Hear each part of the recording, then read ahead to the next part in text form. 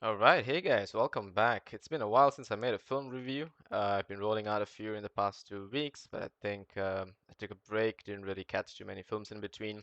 I did, however, update myself with a few TV series, so I may be coming back with some reviews on those. And don't worry, it's not She-Hulk, it's not Rings of Power. Unfortunately, I have not watched Rings of Power yet, and I stopped after the first episode of She-Hulk, so I won't be getting on those anytime soon. However, I will be probably updating towards the end of House of the Dragon and how that was. But in between, I did manage to catch an interesting film, Ponniyin Selvan Part 1. Now, so Ponniyin Selvan is this like novel, and this is a novel written by this person called Kalki, and it's based on a time period that was set in the early 7 to 800s, the time when before Raja Raja Cholan, who is apparently this Chola's kingdom king, and he's set to conquer a lot of the parts in Asia and Southeast Asia. And you can see the influence of these Indian kingdoms all the way up to China, because they've already managed to get certain technology from China, and they've traded certain goods to China, spices and stuff like that in exchange. So at this point in time, the Indian dynasty and kingdom was pretty much at the height of its power. However, they had a lot of constant battling and challenges that was ongoing, and I believe that this was also the inspiration for George Martin's Game of Thrones. Because George Martin's Game of Thrones, for those of you who don't know Ponniyin Selvan, will think that the politics inside it is pretty unique and interesting. Very, very, what do you call this? Like it challenges your thinking, right? To wonder how certain approaches to certain political situations are done during their time. And at the same thought process, it was an era where a lot of things would just happen based on the will of the king, a lot of rash decision makings, and a lot of difficulty in determining, the right, how can you put it, this forensics involved in certain investigations. And so a lot of hits were rolling back in the time of these kings. And Ponniyin Selvan by Kalki is actually, I would believe, a true inspiration for George Martin's Game of Thrones, because you can really, like, if you do read Ponniyin Selvan, you will actually realize that Game of Thrones takes a lot of ideas and a lot of political concepts and a lot of challenges and stuff like that that come from Ponniyin Selvan. So it's interesting to know that finally they managed to make a film called Ponniyin Selvan Part 1. But let me tell you, I was disappointed with the film because it did not keep up with the books. And so one thing about Ponniyin Selvan's books is that they are described very much like how Tolkien describes things in The Lord of the Rings. They are very detailed and descriptive. There are individual chapters to describe just certain specific areas in an entire kingdom. Like just to describe the wet market, there's like an entire chapter just to describe the neighborhood and the people and the chit chat and the eye contact and the to and fro looking, which you can these days you can see in Game of Thrones, right? This sort of silent speaking with the eyes sort of thing is very much a thing that existed in Ponniyin Selvan, and this is written like really really long ago. Let me just check the actual date. Yeah, so Ponniyin Selvan was what do you call this? Serialized from 50 to 54. However, you must understand this is based on the original story of the Raja Raja Cholan before he became the king, and so that story already predates the writing of this novel. There are many people who have their own takes on the story of Ponniyin Selvan, who is Raja Raja Cholan, whose real name was Arul Moli Varman, and I managed to say that somehow. So yeah, this is the concept and the story itself predates the book Ponniyin Selvan. However, the book itself was published in 1950. A Song of Ice and Fire only came out, I think, 30 to 40 years way after that. So Ponniyin Selvan was technically the original Game of Thrones, and it was sort of the story that was there in the Indian dynasty. However, this sort of drama and concepts and ideas span across various cultures, right? It's not just the Indians who did this. It was the same in the West between the UK, Scottish, Greeks, people, the Romans, and also all the way to China. So one interesting thing is that this particular story wrote about it in the 50s, but the actual events took place in the 800s. But we know that things like these have been going on for centuries, right? So I don't really want to make this a challenge or a comparison, but I'm just telling that it's a huge possibility that a lot of stories, modern stories today, especially, take inspiration from Ponniyin Selvan by Kalki, which is an amazing series of novels. So back to the film.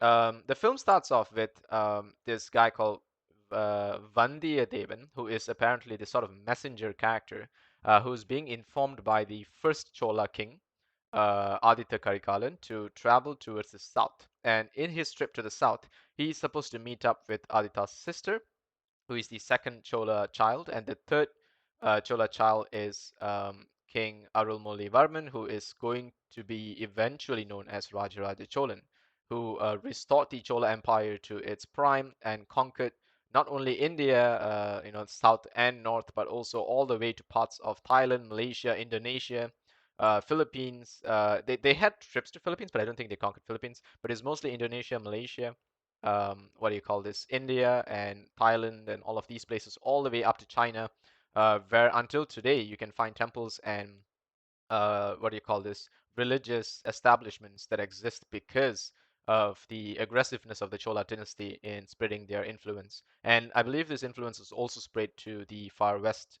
all the way to Arabs, and also certain parts of what do you call this, Africa. So very interesting, the history itself, but the story is sort of very fictionalized in the books, and it focuses very much on the warriors that these people are, and also the politics that is being played out by these women and what's or not. Now, my one big thing about the representation of these characters on screen is that despite them all being portrayed correctly as South Indians, some of the actors are in fact really fair for the work that they are supposed to be depicting they do in the story. A lot of these warriors in the Chola dynasty back in the day, I'm surely, they are not so fair. A lot of them are very, very dark skinned, but they are portrayed by a lot of light skinned actors. Now, while that is not historically very accurate, most of these actors are in fact South Indian actors. So I think they just picked the best actors they could find at the time, and so they went with it. Although I would have liked to see a more true to the skin color cast. I think it doesn't really matter because more importantly, they represented them with the right regional people, and also what was available. So I think that was great because a lot of these actors who did act in the film, Vikram, Karthi, Jayam, Ravi, Trisha, Aishwarya Rai are all excellent actors, brilliant actors of their time, and some of the best actors of their generations, respectively, in India and probably in the rest of the world as well. So I think it was great to see all of them on screen doing their own things. And quite honestly, I can't really find too many flaws in the actors, the acting, and the way they portray the characters on screen. I really don't think there's any problems with that. My main problems is the way the story's screenplay was being done. In the very first sequence, there was a fight and action sequence where Kari Cullen rushes into battle, and the cameraman was literally jumping around like he's doing some Bhangra dance in the middle of the battlefield.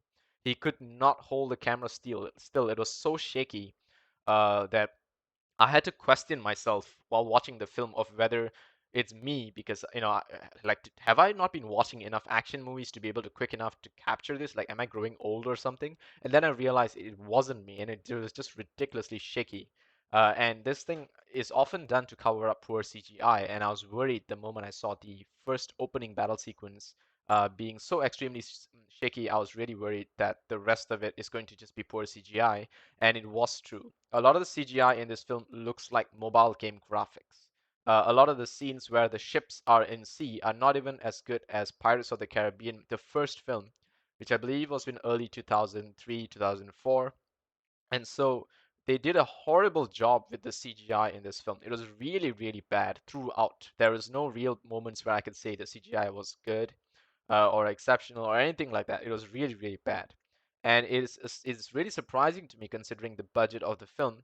And I believe that the only explanation is that a lot of the budget was actually spent on paying these actors and not so much on the CGI team, who are essentially a very, very important part of the film. If you want to pull off a film like this that's very CGI heavy, you need to really have a very, very strong, dedicated CGI team. And Ponniyin Selvan did not have that. And it was really unfortunate. As for the screenplay between the characters, their dialogues, and the script and acting, I think it was great because they have such great actors. They can carry themselves very well. Every scene was captivating. It's so nice to see them just being present and glowing in the sort of this medieval time, medieval era. It's really nice to see that. Very well done.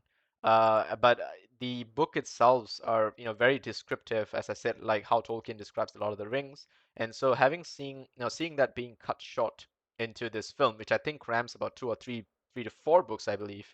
I personally did not read all the books. My wife actually spent more time reading them. But yeah, I mean, I did discuss this with her, and she said I think she believes it's about three to four books, although she has to go back to be sure of that. So I think that cramming all these books together is not a very good idea, considering how descriptive the first book itself was.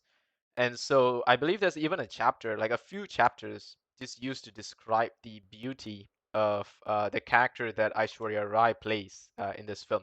So Aishwarya Rai plays Nandini, and I believe there's just a few chapters used to describe Nandini's beauty. And so, sure, they can cut certain things like that short because how many scenes can you just show of Nandini being described as beautiful. And I think that Valavarayan, who was present to sort of meet up with Nandini, spends a lot of time addressing her beauty, and I think that was done really well. Karthi pulled off a great job in just being a sweet talker, and he's really, really charming throughout the film.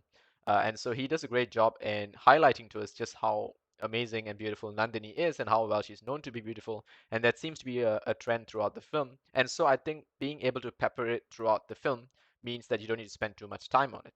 However, a lot of other times I feel that there were a lot of chase sequences where Oliver Ryan is actually running through this market and through the city, and too much of time is spent with him just running about in a 3 hour film and not really achieving too much, considering a lot of other parts are skipped. His actual journey to go from kingdom to kingdom feels almost like teleportation because you don't really see his in between days spent taking a break or setting up a fire in the forest, finding food and these sorts of things. You don't really see that. A lot of times he's just on his horse. He's teleporting from city to city. You don't really see the journey in between. And I think that that could have been stretched out a bit more. And I think they don't have to rush this to the point that they did take it. And so, for those of you who have not watched the film, I'm going to throw some serious spoilers now. So, if you have not watched it, I do recommend you to watch this film, but I don't think it's that great compared to the likes of Bahubali. Perhaps Bahubali was just taken better. So if you want to stay around for spoilers, that's totally up to you. I'm going to start with the spoilers now. So they did stretch this film all the way to the point where what do you call this? Arulmozhi Varman, who is Ponniyin Selvan, actually ends up crashing a ship in the ocean. How he crashes the ship, I'll explain to you. But he crashes the ship in the ocean towards the very end. And we all know that he's not going to die because he's the main character, but he does have a few other characters with him. And so this part in the books takes place very, very much later. And so them having rushed to all the way to that scene in a 3 hour film, I feel is just too much of a rush. Like they could have taken time to really massage the film and stretch things out and give us a lot of more lore and backstory, considering just how much of a war, and political kind of concept this is.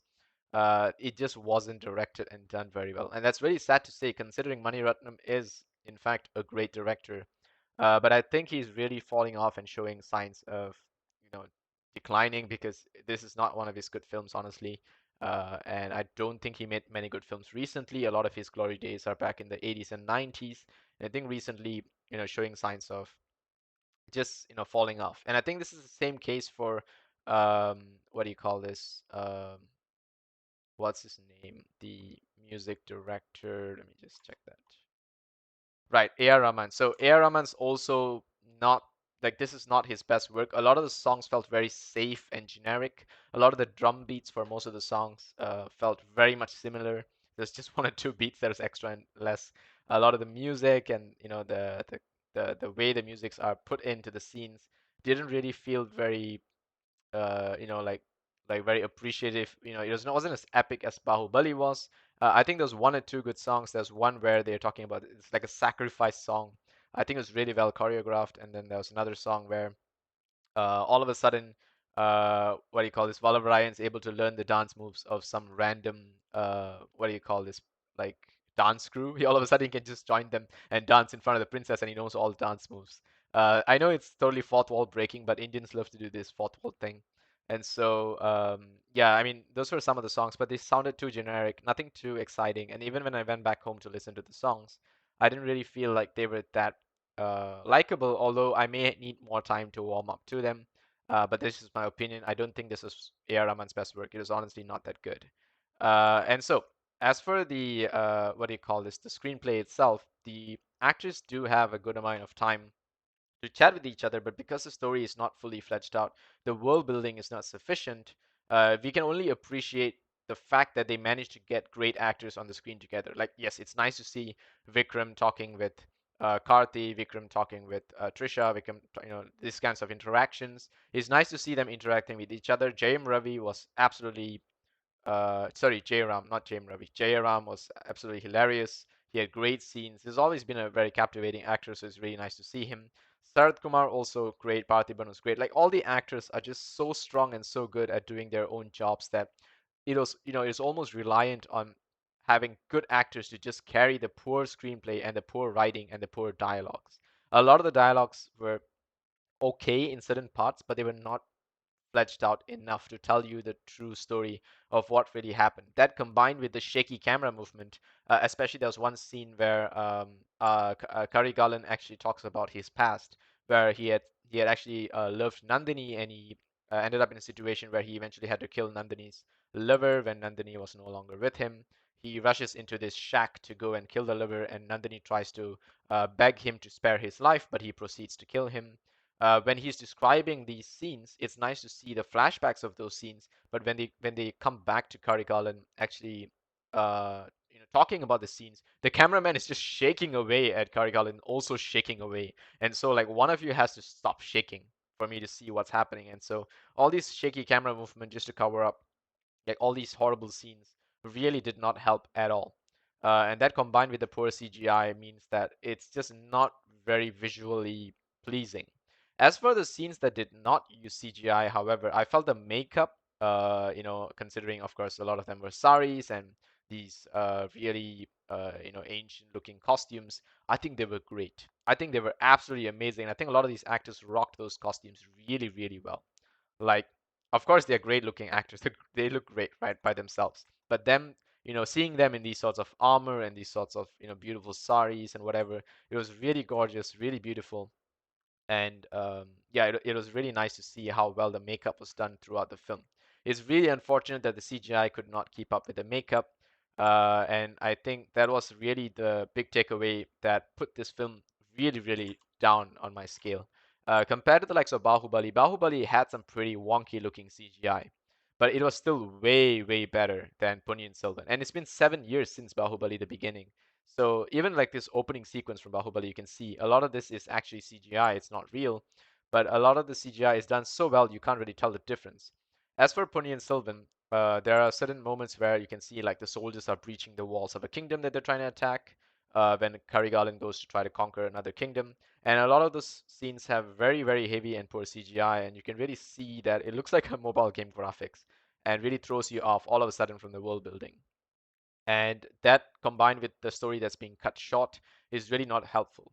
And why I really like the the politics in the story is like, for an example, right, just for those of you who don't know much about how the politics in the story is being told, those of you who have no idea about this film yet, there is a scene where what do you call this, what's this guy's name, Periya, Sarath Kumar. Okay, Sarath Kumar is easy to say. So Sarath Kumar actually has this role where he is trying to form a coup against Karigalan, who is the current heir to the king, and the king is played by Prakash Raj. And so during the building of this coup, um, he actually give me a sec.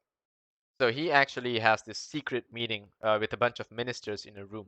And so there's this loophole as to how Kundavai, played by Trisha, gets to know about this secret meeting. Like they don't really talk about the investigation done on how she finds out that this meeting is going to be held, but she all of a sudden barges into the room where this meeting is held, and she pretends like she was just there to send her regards to Sarat Kumar, who she knew was having some kind of a meeting, which we don't know how she knew. But so she shows up, and so Sarat Kumar is actually discussing with a bunch of ministers as to how to have a coup against the king.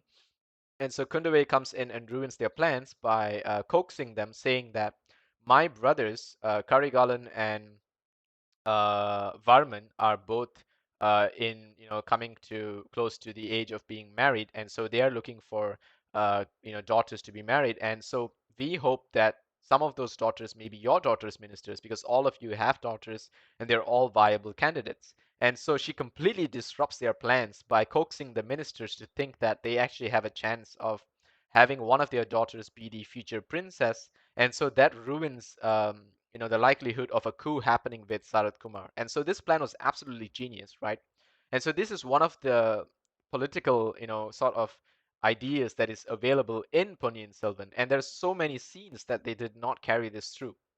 There were a lot of scenes where you do see Kundavei discussing with Nandini and Kundavei going about doing her own thing, but you only get to see one or two scenes of her actual genius. And in the books, she's very much a girl who has to use her brains, and she's politically very sound and she's very intelligent, and that is what is portrayed in the books. In the film, however, they had a lot of emphasis on her beauty in comparison to Nandini, which is not a thing in the books. In the books, Nandini is the only one that's beautiful. I don't think Kundavei is described in the same way. So it is very unique to see Trisha being put in that role, almost like just a face to compare to Nandini, and not so much of the brains, behind everything, because you only get to see one good scene of her actually using her smarts, right? In a 3 hour film that's literally about the Chola kingdom's family, and that's just three people. We get to see a lot of scenes of Karigalan's awesome warrior, ability, his high standards, his struggles with his past with Nandini. So he has a pretty more well fleshed out character. The reveal of Arunmoli Varman, Jaim Ravi, was not so epic. I felt that his scene was very much too generic and very much similar to what Karigalan's was, which is just a warrior charging to battle. I wish they had shown a little better of an introductory scene, although we do get to see a lot more of a cooler scene later when he actually duels with Vallavarayan Karthi in this tent. And so I'd hope that they probably had a better scene with a more epic tune or something like that, like how Bahubali had, but we don't really have that in this. We don't really have a epic theme song for the main character, and I was really disappointed by that, considering Arulmozhi Varman, who is known as alternatively as Ponniyin Selvan, who will eventually become Rajaraja Cholan, the greatest king probably to rule the more modern era in the Indian kingdom. Because I'm sure there's so many other greater kings from, like 2, 3,000 years ago who we don't really have complete stories of, and they haven't really written complete stories of. But yeah, this is the one that we have the most information on, and him not having a very epic theme song during his reveal and his identity, and the way they depicted him just seems a little underwhelming. And also Jayam Ravi as an actor, I feel, is going to be difficult to carry himself in the likes of Vikram and Trisha, who are just more likable, more established actors. But I think this is a great chance for JM Ravi to show what he's capable of, and hopefully we will see more of that in part two. And so yeah, this is my main critique. The CGI was really bad. The music was not that great for A.R. Rahman. The screenplay and dialogues fall short. The world building was not good enough. The acting was superb. The cast was superb. The what do you call this? The costumes and the portrayal of the costumes and certain parts in the city are really well shown. There are a lot of wonderful shots when Vallavarayan is running through the city, but as for the rest of the actors, we don't really get such great sort of like atmospheric shots of the surroundings and whatsoever, just because they're all CGI, and it really throws you off. Jerry Ram's little role of his comedian was really great. It was so enjoyable to see him. He really pulls off his roles pretty well. Overall, this is not a comedy, story. It's obviously not that case, but it's nice to see them pepper comedy throughout, just to keep the audience attention. Especially for those audiences who can't take a serious film, it's nice to see that. I felt the song placement was a little bit off. I like the songs that come together with the story, which is why I really like the Sacrifice song that is well choreographed. I have to find the name for it.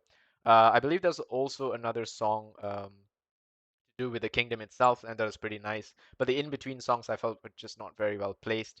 Although that just could be me, I think some people did enjoy it. So yeah, Sarath Kumar also was really nice as the this sort of guy who's planning a coup against the kingdom, and of course Prakash Raj is going to absolutely nail it as the king. He's just such a great actor. Parthiban actually impressed me in his role as the sort of king's guard. The guy who's just making sure everything is in check, protecting the kingdom and whatever. Yeah, he was a pretty impressive character, and I think the other character who definitely impressed me was Prabhu, who was this absolute beast of a tank. He's like this fat warrior who's just like dual wielding these two giant blades, and he just charges into the battlefield, absolutely swiping everyone. But there's a lot of questionable things in the plot which didn't make sense to me, and I have to check with my wife whether it's depicted in the books. So the biggest plot hole for me in this entire story, aside from how Kundwe knew about the political meeting, the biggest plot hole is actually the fact that towards the very end of the story, Arulmozhi Varman actually puts his sort of his this turban, which is sort of like his simple crown. It's not like his main crown; it's like a simple crown for a king. So he places his simple crown onto Karti's head and tells Karti to wear the crown while he rushes off with some girl to get ahead of the battlefield to try to hopefully bypass these assassins. And while that happens, the assassins do go after Karthi, and James Ravi just bets on the fact that Karthi survives. Karthi totally gets defeated by these assassins. He gets tied to a pole of a ship, to which Arulmozhi Varman actually has to swim up. And for some reason, they didn't stab him while he was actually climbing up the ladder. They waited for him to get on the ship, and all of a sudden, he's fighting off like 20 people, which makes absolutely no sense.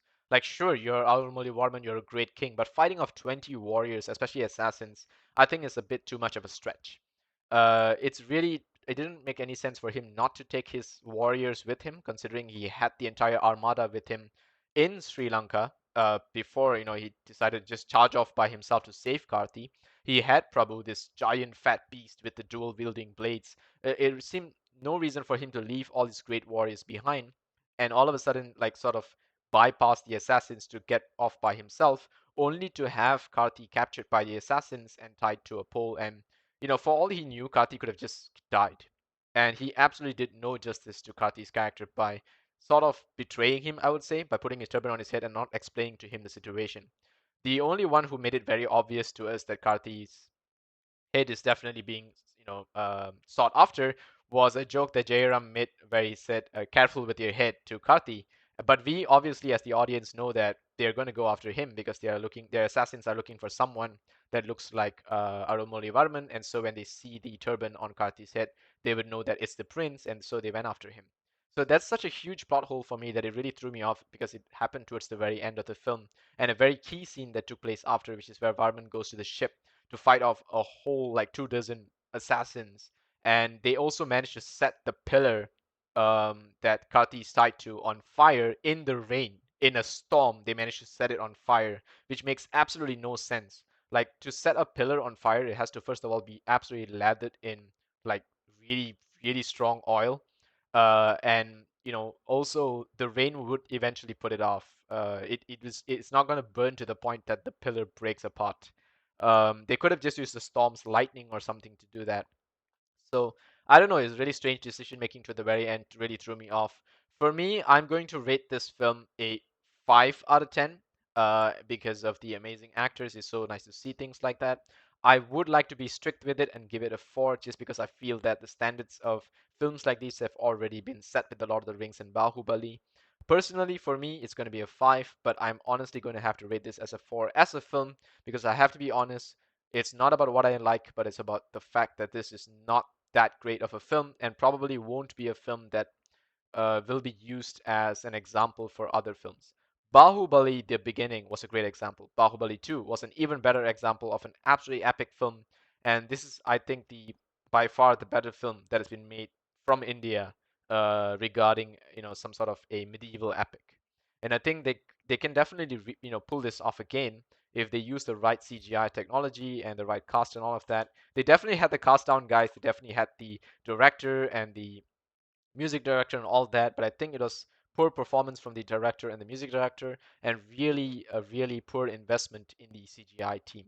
And so I really hope that this is pumped up for part two, and I really, really hope that they are saving something good for part two to redeem this film, and perhaps that will allow me to rate it better.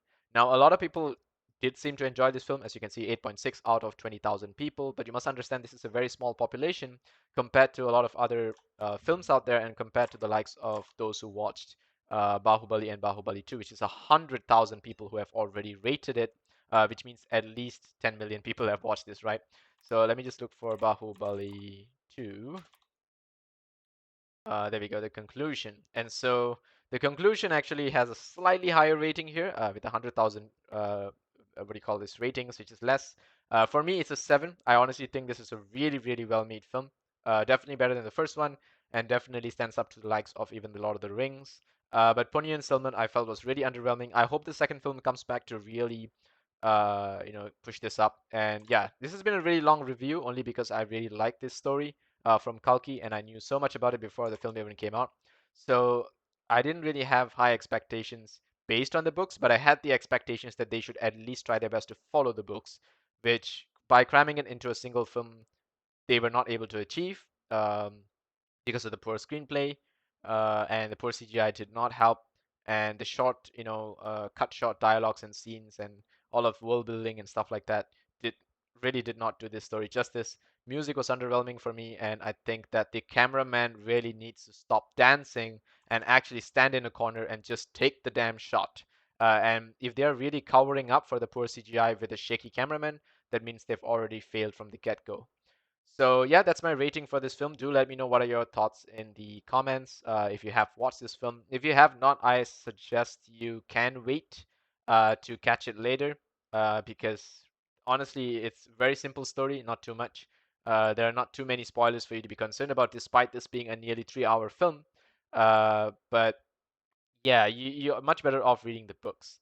But if you do want to watch it because you love the actors and you love the this whole Tamil cinema thing, then I do highly recommend you watch it because all these actors pulled off a great job, and it's really so nice to see so many big actors on screen together. It really put a smile on my face just seeing every actor showing up. But unfortunately, the story in the movie was underwhelming, and yeah, it's not going to keep up with the likes of Game of Thrones, which is in fact inspired by these events, right? And yeah, this is like the probably the best version of the story of Raja Cholan, which is by Kalki, and yeah, it's unfortunately not been taken well enough. So yeah, anyway, that's it from me. I'm a little disappointed. Actually, I'm very disappointed, which is the reason for my rating as well. But I feel that I do have to push the standards of these films, considering Bahubali 2 had set the standards so high, and also we had films like Lord of the Rings before this, as I mentioned, and so many other medieval-esque films, right? It's just like no reason for them to rush movies like these. They could have taken more years spent to make films like these. I think Yendiran, which was taken way, way longer in the run. Is that the right spelling? Yeah. Yendiran was taken in 2010. It has better CGI than this film. It was 12 years ago. Pirates of the Caribbean, the first one. Pirates of the Caribbean, Curse of the Black Pearl, 2003. 20 years ago has better CGI than this one, especially in the ocean. The ocean battles is the main thing, right? And I believe Pirates was mostly taken in studio as well. So realism really needs to be a key thing when they want to take a story of medieval times. And so having great costumes and makeup and all that is great. But when you want to pull off big scenes and you don't have the set for it, you don't want to build a set for it, you really have to pull off the CGI. Alternatively, I think it's actually cheaper to just build a set, put like some paper wallpaper, puts your steel beams in just to show like the entrance of the castle. The rest of it can be just a decorated mansion. I think it would have been absolutely fine, but I don't know. Anyway, it's their decision making. They are the filmmakers, and they definitely know what they're doing. And unfortunately, they didn't do it as well as a lot of other films, which is the unfortunate thing. So that's it from me for this one. Thanks so much for watching. It's been really great time that I spent watching this film. I did go with my wife. We had fun together. Unfortunately, I have to judge the film for what it is. And so personally, I'm really happy that they managed to put this out. They managed to really take Ponniyin Selvan. It's such a great thing that they did it. It's just unfortunately they didn't do it well enough. And so yeah, that's the only sad thing. But yeah, that's it from me for this. I'll see you guys in the next one. Take care, guys.